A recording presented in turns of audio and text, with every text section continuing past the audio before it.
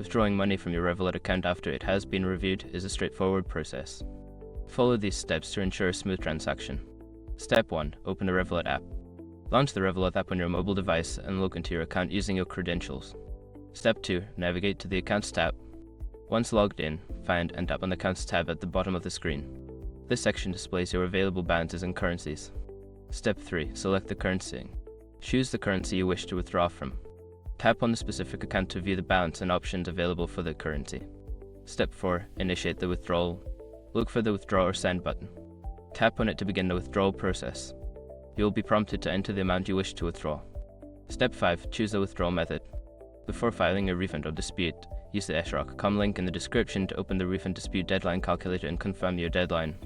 After completing these steps, your withdrawal should be processed according to the chosen method. If you encounter any issues, consult the help section in the app or contact customer support for assistance.